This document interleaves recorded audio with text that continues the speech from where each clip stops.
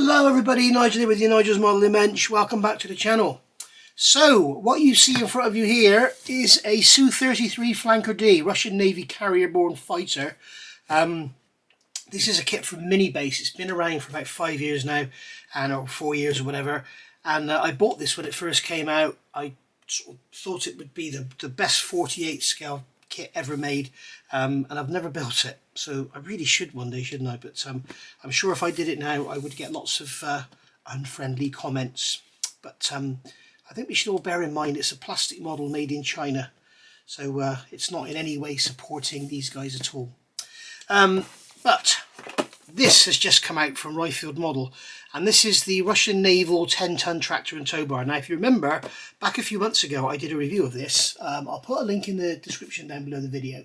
I did a review of this kit, and as soon as I did it, Moss from Moss 6510 Models absolutely fell in love with it. It's the kit he's been desperate for, so I sent it on to him to do, and then bought myself another one.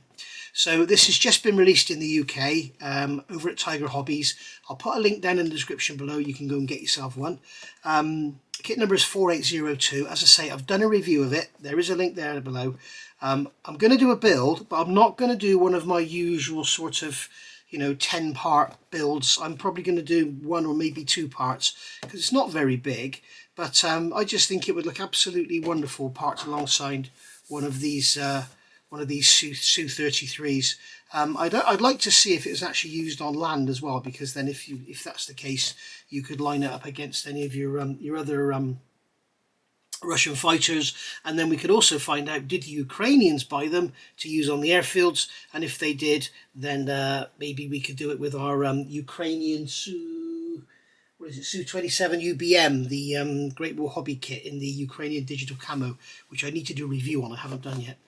But anyway, without further ado, let's crack the box open, have a quick look at what we've got. If you can't be bothered to look at the full review, we'll just have a quick look at what you get in the kit. So it is quite involved, even though it's a small kit, and believe it or not, it is only £22. £22 for a Ryfield Model 1/48 tractor. So you've got obviously the main sort of body itself, so you can get an idea for how big it is. We've got some clear parts there for lights and bits and pieces. We've got tyres, so we've got rubber tyres. They're very nice. They don't have lettering on them from what I can see. Yes, they do. They have lettering, and they also have the stripes as well on them, which is really nice. We have some 3D printed chocks for our aircraft, which is a really nice touch. We have obviously sprues. So there's 2 sprues there, so it's not a massive project. It's not going to take very long. We've also got some, there's some photo etch parts in here somewhere. Where have they gone? They're still in the box. We've got some photo etch parts there, some little grills and stuff. We've got some decals for our serial numbers and everything. And then we've got masks as well for painting the red stripes on top of the yellow. So absolutely 100% complete. There is nothing else you need for this. No doubt somebody will come up with something. There'll be resin wheels or a 3D printed instrument panel or something like that. But yeah, I think it'll be a lovely little build. I know Moss has built his. Go and have a look over on his channel. If I think of it, I'll put a link down below so you can go and see his build, and we'll go from there. But yeah, I'm really looking forward to it. So I'm just going to put it together and sort of just do a few little snippets here and there as it goes together. Don't need to do a full build because there's not really much to film here. So I'll see you all back in a minute. Alright, so here we are. It's about 24 hours later, and I've been doing stuff and working on this. So basically going through the kit, all of this is straightforward. You've got to drill a couple of holes here. This is all straightforward. Put these axles together. Make sure you've got the right pieces here. It's easy to get sort of mixed up and that, and get them upside down or whatever. But the one thing they have done, which is nice, the pins on the axle are actually smaller on one side than the other. So if you put it together, it's all rocking. You've got it the wrong way up. Make sure you put these in the right place, not like I did. I put them up on here, not down in there. So make sure you do that, and then I had to unglue them and glue them back. All of this goes together lovely with this this part A22, which is the part of the towing arm on the back. What I've done here is actually cut a section out of it.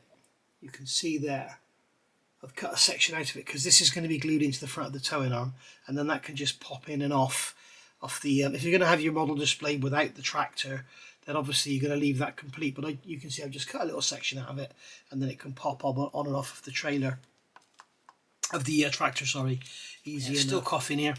When it comes to this section here, make sure you get this axle in with that prop shaft in it before you fit this part here, this assembly, because that fits over the top. And the other thing I did here, you've got this part here, A70 going in. I haven't crossed that one off. What I did was actually glued that to the next axle, because you'll see when you go over the page, you're building up this axle, and that axle is going to sit down on top of that, and that's part of the differential. And I thought I'll glue that to there, and then it actually all lines up beautifully. And you can see there's a diagram here showing how it all goes together. You can see there's that prop shaft I mentioned, which is underneath this cross member thing here. So these go all in, everything's absolutely fine. I remember Moss saying something when he built his about these are the number the wrong way round. I don't know if they've changed the instructions now or what, maybe they watched his video, I don't know. They could well have done, but certainly when I did them they were the right way round. So, I don't know. This is all pretty straightforward. This is all straightforward. This is all straightforward. These here, this is where I'm going to pick up from. Because what I've done, I've actually got this far. I've actually built all of this, and I'm now ready to start fitting these brake drums. You can see that with these parts here, yes, that was another cough, guys. With these parts here, which are A33, where are they? A33, it's not easy to see, but it's a little loop. Where are they? They are on here. Okay, you can see the parts there, A33, they're sort of little C-section loops. I've replaced those with wire. I've used 0.5mm brass wire. So you can see I've got those on, and that way they can get knocked, because they don't even have any holes to go into. They just literally sit on the surface. So I just thought, well, you know, you pick it up and touch them, they're just going to break off. So I've made them in brass wire, and now they're super strong. So that's all good. Done the same front and back, just drilled them out 0.3, then 0.4, then 0.5, then 0.55. Remember, always go a little bit bigger to get some glue in there. If you have it dead the right size, then it won't go in. These parts here, A59, and also going over the page here, A58. I haven't glued them on, again, because of fear of just snapping them off, because they're here. And you can see they've got a slender little leg, and they're quite long, and they'll be easy to snap off. So I've left them on the sprue. In fact, what I'm going to do is actually cut them off of the sprue, because they're going to get broken as they are. I can see it happening. So we'll have those over there. Right, so that's that all taken care of. You can see in here, okay, when you actually get your kit in the tub, in these corners in here, there are ejector pin marks.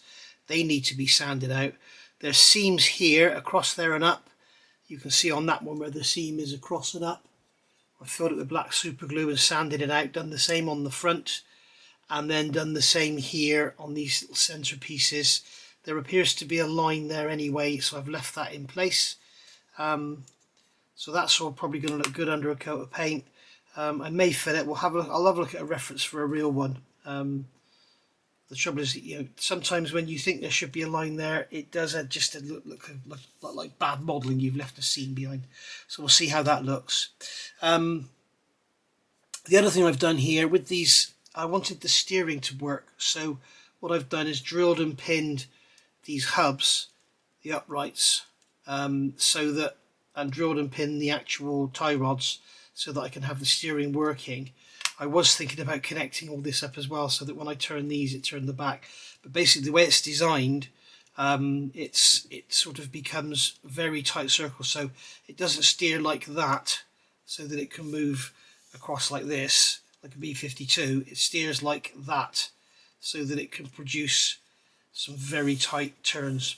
Okay, so that's how it goes.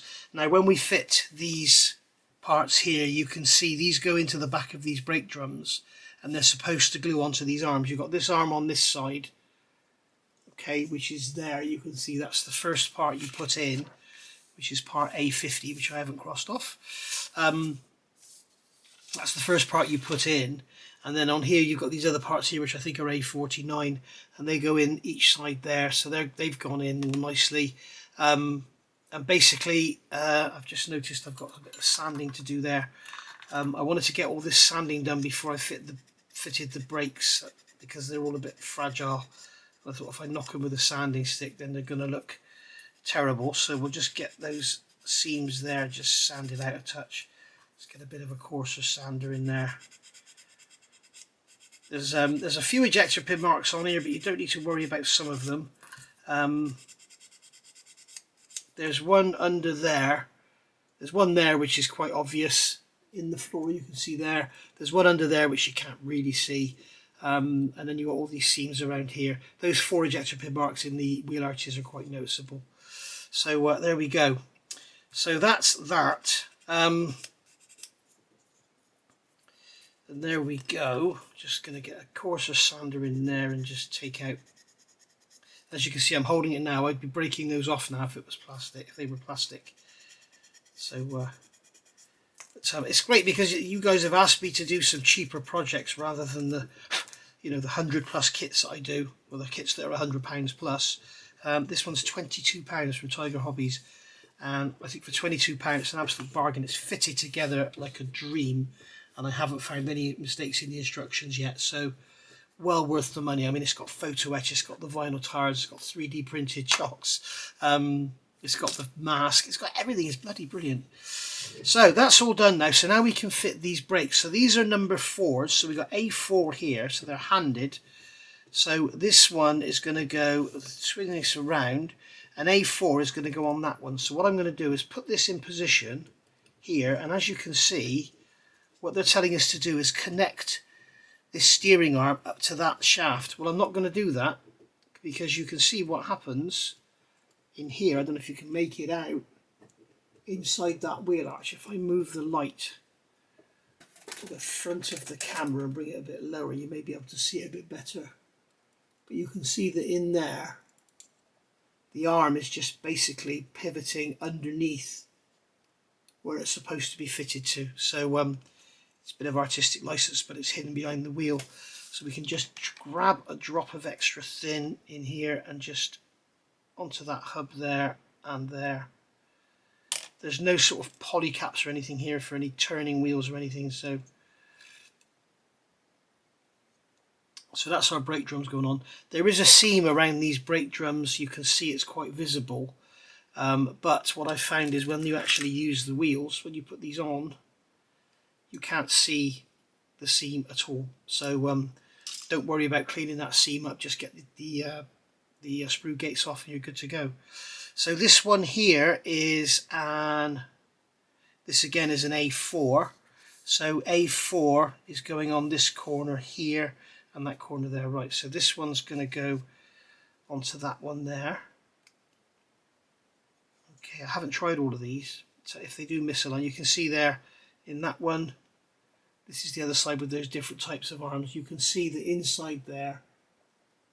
That arm is just swiveling underneath the arm, whereas in real life it would be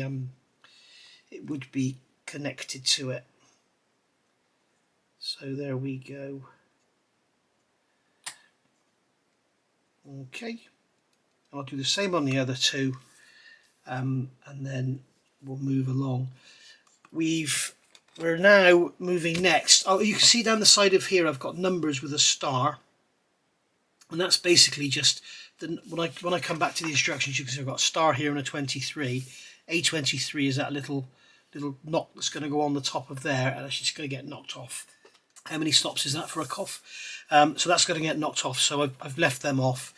We've also got 53 and 58 here, which again are these little steadying rams, little steadying lifts. And here we've got 22, 23, 59. So 22, 23, 59 are the top hat things.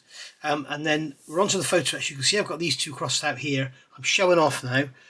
What I've done, this is like a holder you can see for a bottle or something, or a fire extinguisher. I'm not sure if we're actually going to use it, but you can see here that what I've done is made that up. You've got to sort of roll it. Let me grab my anise tweezers a minute so I can show you. Hold it in these little anise tweezers, and then they don't sort of take up any room on the camera at all. You can see you've got to fold that around. Let's get the light back up again. You've got to fold that around so that it's kind of coming out around and then stepping in. It basically works out 2mm diameter, so I just rolled that on a sanding sponge, as you've seen me do a million times before. And then this piece on the bottom is just folded from a flat piece of photo etch and then soldered on the bottom. So what I did was did the round bit first, and then I clamped this with a tiny pair of tweezers, self-closing tweezers, to the top of a clothes peg, and then I held that little tiny piece of photo etch and just tapped it with some solder. So there we go. So that's all soldered together, and the reason I like to solder things together is so that they remain strong. You could bend that up in your fingers and pull it all apart and it won't break. I'm not going to do that because I don't want to stress the brass, but there we go. Always put the ends back on these Anise tweezers. They are extremely sharp. Ask me how I know. That was Dottie that cut my arm there, you can see. In fact, every mark I've got on my arms other than my little bit of psoriasis is from Dottie. She's a little cow. And she's actually in season at the moment as well, poor little thing.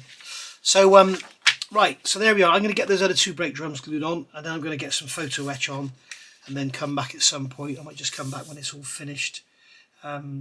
We shall see. We've also got photo etch instruments to go on the instrument panel there, and then decals to go over the top. So we'll get all that painted first, and then we'll get some good strong solution down to get them to pull down, because the decals actually look quite nice.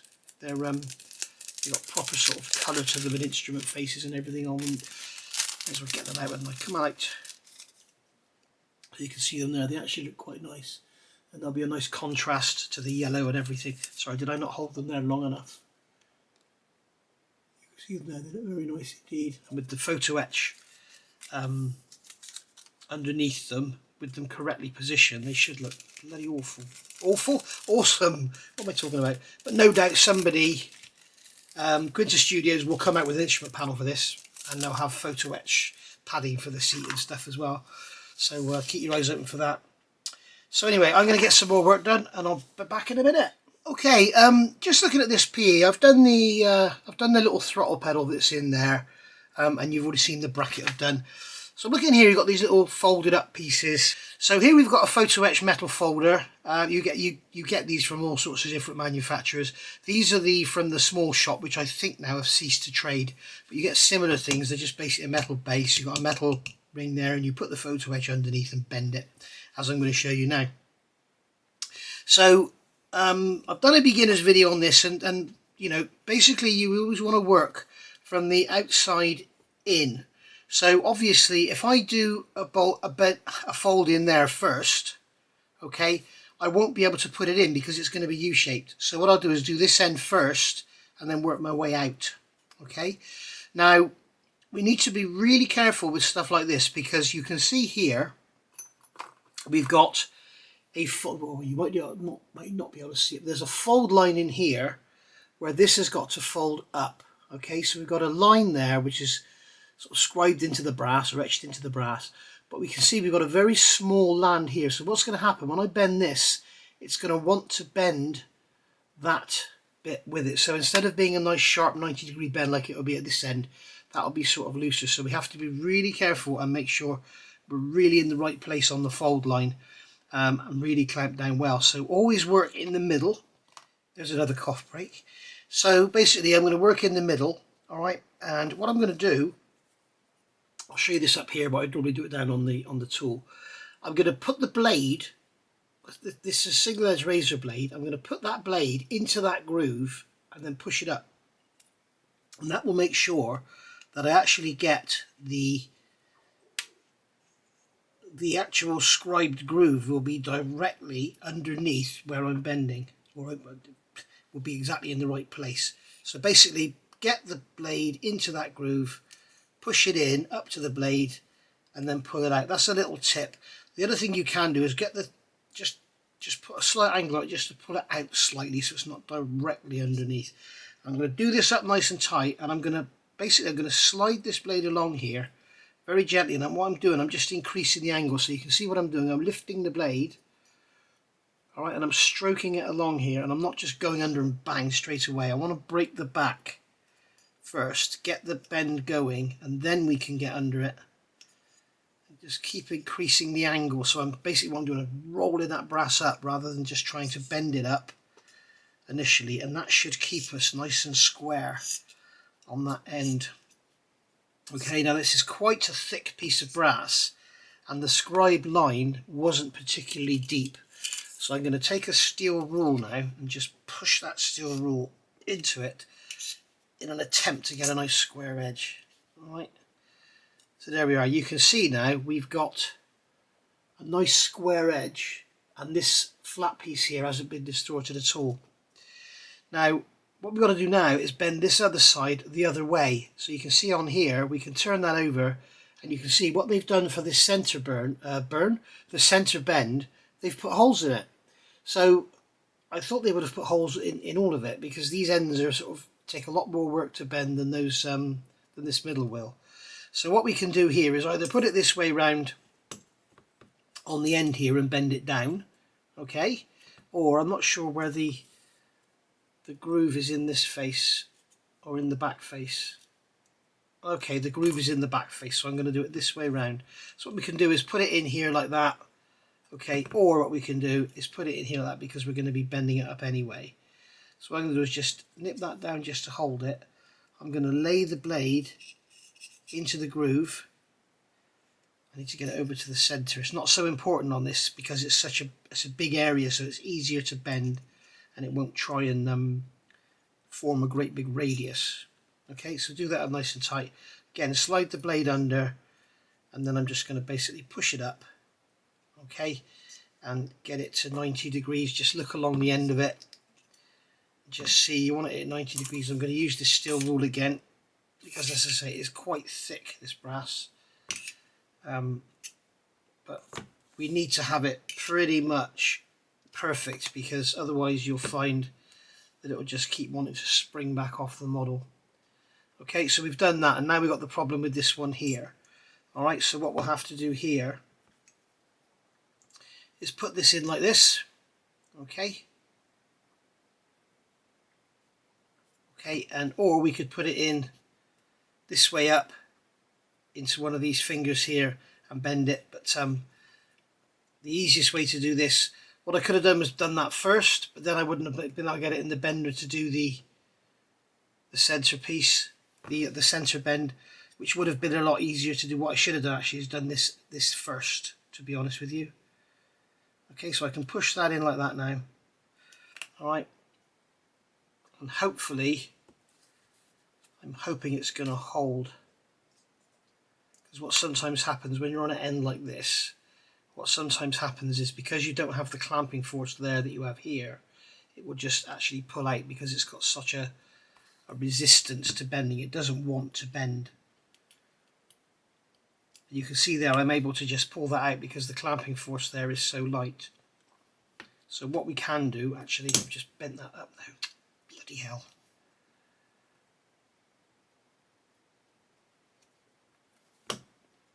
Right, that'll get sorted out when we do the bend. So what I can do now is actually turn this around.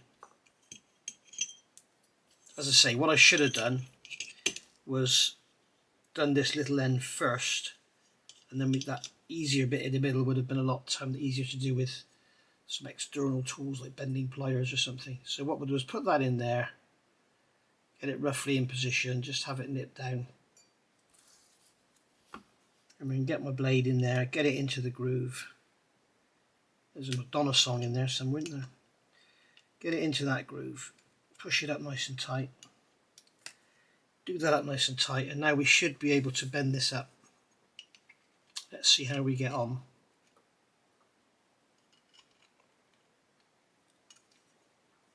Yeah, it's actually bending that out flat.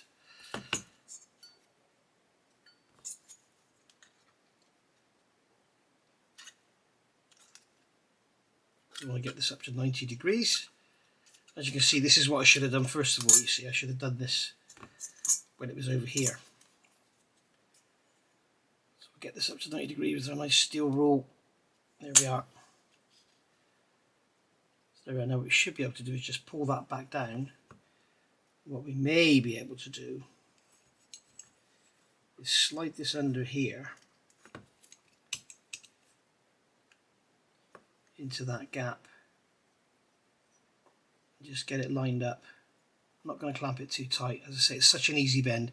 That's the way it's been designed. So if you have got one of these, if you are building one of these, or you're going to do one, do the ends first, do the middle last. Okay, and then we're just going to see how that fits. Oh, Dottie's got a chew down here and it stinks. Right, so it's going that way round, and this is going to sit in there, like that. I'm going to have to file a little notch out of it because it won't fit. You see, here we go. What we should have done is put that in after. So what I'm going to see if I can do, because it's only been in there about 10-15 minutes, I'm going to see if I can remove it, or even at least pull it over.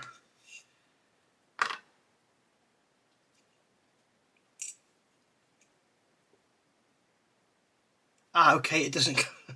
Stupid me after doing all that. It doesn't go right under there. I remember seeing a cutout. This piece here, Y19, is going to go in there. I remember there's a cutout in there for it, but there we go. So that's going to go in like that, and you can see that is an absolutely perfect fit in there. That's beautiful.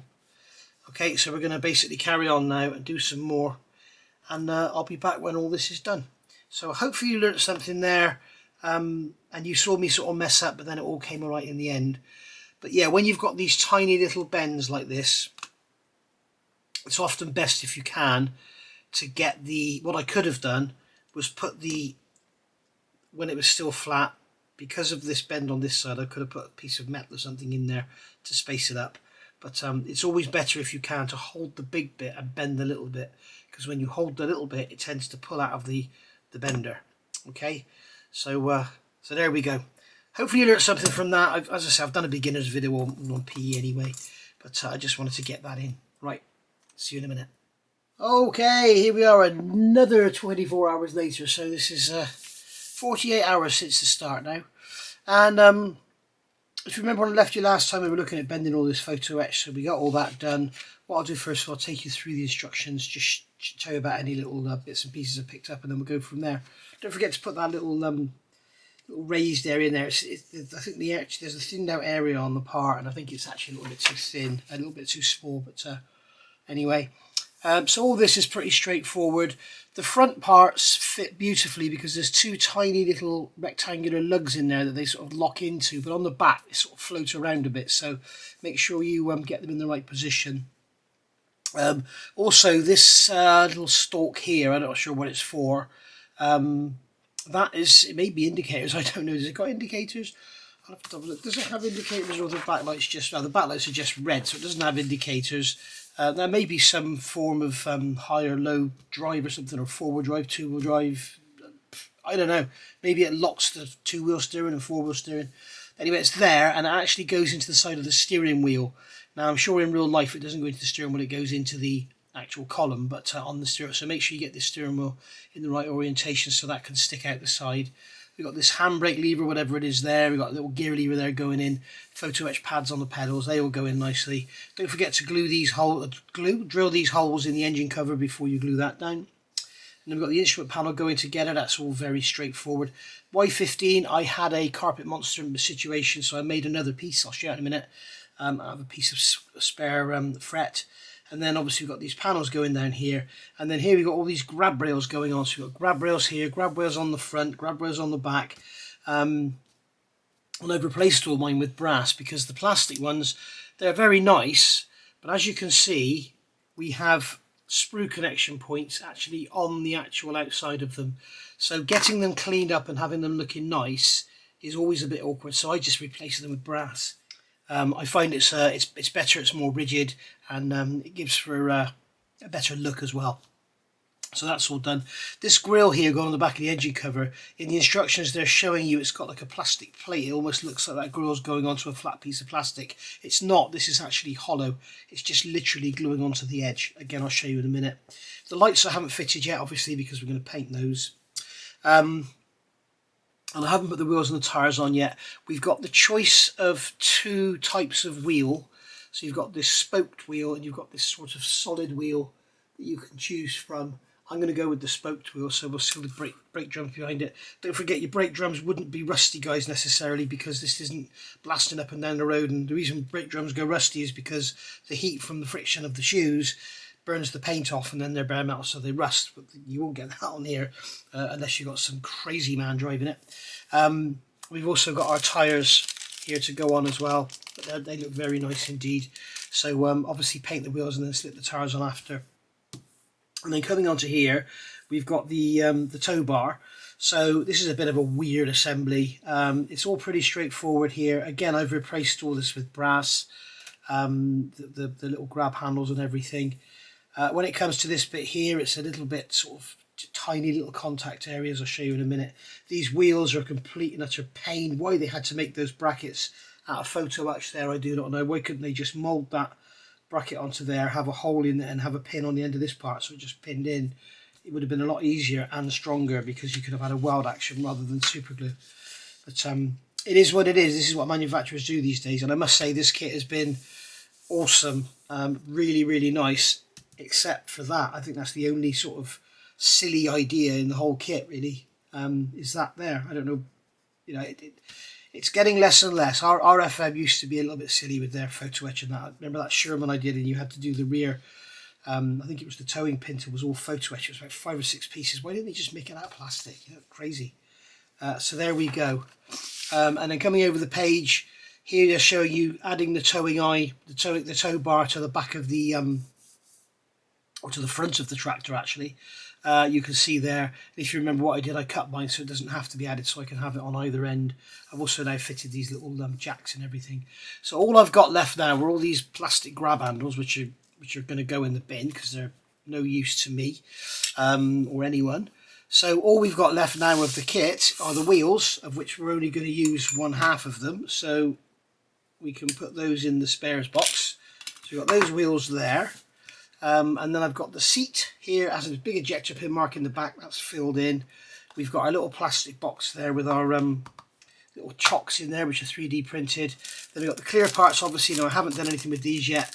What I will do with these is generally paint the backs of them silver to make them bright, and then paint the outside clear red. What some people do is paint the back clear red first and then put silver over it. That works really well. The trouble is when you look sideways across it, you just see clear. So and the headlights are going to be clear. That little C49, I'm assuming that's orange. One of the annoying things with this instruction is there's no colour call out. It's just all you've got is the actual C codes. It's Mr. Hobby, Mr. Colour, but there's no colour call out or any alternative or whatever. Now I've got to stop this now because I can prime it and everything, but I've ordered these paints. I've ordered C58, C109, I ordered a turquoise cockpit interior as well because it was like £5 post. The postage was more than the paint, but yeah, so I've ordered these C colours. I know that these tow bars are like a really weird, rich orange red colour. They're not red and they're not orange. So I'm hoping that's going to be the right colour. But when I looked on the actual Mr. Hobby, I went to Scale Model Shop because they keep all the Mr. Colour range. And when I went to the colours, it called this yellow orange, and I think it called this yellow red. So I don't know. We'll see what the colours are like when they come. I can always knock them up or knock them back, but I thought I'd give it a go. So so there we are. We've also got the masks here to do. So we'll spray the whole thing yellow first, and then we'll put the masks on. I'll probably put a carrier tape on there, take them off the backing, put them down, and then pick them out when they're down. So we shall see how we go with that. But yeah, probably best to put a transfer tape on there because when you peel it off, it's probably all just going to fall apart. But we shall see. So there we are. What a lovely little build. So that is basically the build complete. We've got our decals to go on. We've got our instrument panels. We've got our serial numbers. Some other little bits and pieces in there. What are those little decals there? I wonder what they're for. There we go. They're for the side there by the look of it. Okay. So there we go. So now obviously I'll show you the finished truck. A tractor, should I say, less wheels. So here we are. So I can remove the engine cover and the front cover. That's the front, and the engine's in the back. These things are made purposely heavy because obviously they don't want them to spin around. But you can see here in the instructions, like I said, it shows you fitting this grille, and it looks like there's a sort of plastic wall there. There's not, it's just all empty. So the reason I haven't glued these down is so I can spray inside there black before I glue them down. This one here could have been glued down. You can see we've got our instrument panel on there, the photo etch parts, looking all lovely. So we'll get that painted, and then we'll get those decals down over, and then we'll put some clear in where the gauges are, and they'll look really, really nice. As I say, there's that little area where it's got to be lifted up. I fitted these little pads on the bottom. We've still got our steering wheels all working. So there we go. So really, really happy with that. And you can see here all these grab handles or tie downs, whatever they may be. I've made them in brass, so they're much stronger. You can knock them about, and you don't have to worry about cleaning off the sprue gates, because often what I find with stuff like that, you clean off the sprue gate and then you come back to it and you put it primer, and you can see it there, and it's either got a little divot in it or it's got an edge on it, so you sand it out and then you prime it, and then you've got another edge, and then you've got a flat spot, and it's just so much easier to just make them out of wire. So there we are. So there we go. That's that. So that's our actual tractor itself. The wheels are going to pop on like that, so you can see how they're going to look. You can see the brake drum through the back, and then this is the tow bar. Now, yes guys, I've still got this horrible cold and I'm having to stop to sniff and cough and all sorts now. So here we go with the, this is the actual tow bar itself. That end needs to be just lifted up a touch. I've drilled these holes. These are moulded as tiny indentations, but I thought I'd drill them and make it look a lot more interesting. The wheels here, I've put them in like a transport position, so it's gonna sit about this high. And if you remember, I cut the loop on there open so that I could just clip it on. So that can clip on there like so, as you can see. And then when it's up on its wheels, it's in a transport position. Now, if I wanted to attach this to aircraft, if I had one, I don't have a Russian aircraft built, I could actually just bend those up or cut them and adjust them or whatever, and have that attached to the nose leg of the aircraft. I'm looking at this now, and it looks like I've got a bit of an angle on there, and maybe it should be dead flat. No, I think it's an optical illusion. I think it's an optical illusion, guys. It does appear to be dead flat. Maybe a tiny little twist to the right. There we go. And if you want to have it on the front, as they've depicted it in the... There we go. We can just put it on like that, and then just pop it off like that. And obviously, if you want to display this on its own, we just put a drop of super glue in there and fill it in, so that it makes a side loop again. But there we are. Beautiful little model. I give it a 9 out of 10. If they'd done these, like these grab handles here, you can see they've moulded them like that. That makes them nice to use. And what you need to do, if you're going to use these plastic ones, is just get a sponge and just run over them while they're still on the sprue, just to remove any mould seams. Because nothing works worse than mould seams when you got washers around and that. If they'd moulded these like that, so that they're the other way round, then I'd have been more than happy. But anyway, the other thing with these are about 0.7 diameter, and I didn't have any 0.7, so I've used 0.8. And I think it probably looks a little bit chunky, but hey ho, it's Russian after all, so it probably will be a bit chunky. So we can get rid of them, and as I say, that's all we've got left now. So that is our kit, basically complete. Got masts and decals there. So there we are. The chocks, all they do is they only tell you to use one. Okay, so if you're doing a diorama sort of thing, you can put the chocks underneath your aircraft wheels. That's obviously what they're for. But there we go. Absolutely, thoroughly recommend this, guys. It is lovely. And as I say, it would have a 10 out of 10 if it didn't have those stafty PE brackets on there, and it didn't have the grab handles like they are. You see those tires are going to pop in there, and it's going to really sort of fatten it up, make it look a lot fatter. But there we go. So thank you for watching. So that's been part one, and it's been just over half an hour, I think about 40 minutes. And that's the build complete. Let me know in the comments if you like this kind of build. I'm not saying I'm going to change or anything, because I know a lot of people like the 100-part series I do. But this has been more like a sort of build review. So I'm going to go away now, get this primed, and I've got to wait now for the paint to arrive so I can spray it, and then I should imagine that paint will take quite a little while to dry. So I'm going to wait for that to come, get it painted, even if I am going to use those colours at all. But you can see it's like this sort of yellowy, orangey colour. It's not bright yellow. It's got a tinge to it. It's more like Lufthansa yellow. But this here is, I know, is what's the box art like? I didn't notice the colours on the box art. Not that you should ever go by colours on box arts. But there you can see this rich, orangey colour. It's not red, but it's not orange either.